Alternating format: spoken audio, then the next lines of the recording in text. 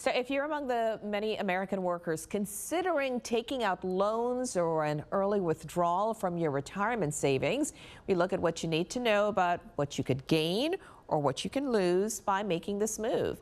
Joining us is the Managing Director of Morgan Stanley in New Orleans, Jim Spiro, to answer those questions for you. Thank you so much for joining us. Good to be here.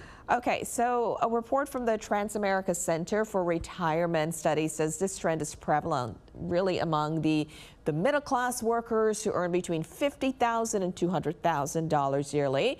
And let's start by saying, how can this move help in the short run that has some people thinking that it can help?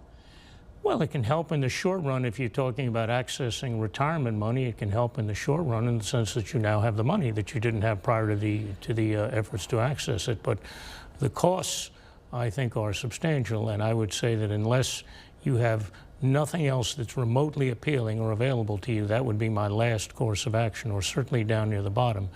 To wit, if you do, in general, in a broad sense, withdraw money from a retirement account prior to 59, and there are some exceptions, educational expenses, perhaps a first-time home purchase, some exigent medical experiences. But leaving that aside, I think people should operate under the broad premise that you're going to pay ordinary income taxes and you're going to pay a 10% penalty. And that can be substantial. So the other thing people should realize is that people all the time talk to me, I got an IRA, I got an IRA. It stands for individual retirement account. If you access it now, to the extent you do, it won't be there when you retire, if you retire, or if you continue to work, you won't have as much. So you're invading the cushion that you have spent years presumably accumulating. So, what kind of penalty are we talking here? What kind of income tax penalty, and there's the penalty fee are you looking at? Well, as I just alluded, if you are withdrawing the money prior to 59, other than the exceptions that I alluded to, and there are a couple of others, but work with the premise that you're going to pay a 10% penalty on the amount you withdraw. You withdraw $50,000, $5,000 off the top. And then additionally, you have income taxes that you have to pay, ordinary income taxes. That's a function of what tax bracket you're in. If you're over 59 and a half, then obviously you just pay ordinary income taxes.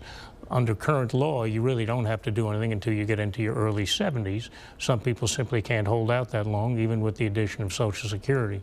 But it really wouldn't be my course of action unless your back is literally to the wall. I certainly wouldn't advocate doing it. So what are some of the options? I know consolidating debt or trying to do a couple of other things. What are some of the other things you could possibly do to free up money?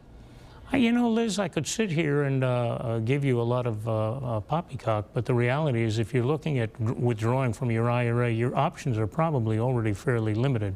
As a general premise, I would advocate to someone to try to borrow less rather than more. To the extent you borrow, I would want to borrow from my least costly source of money.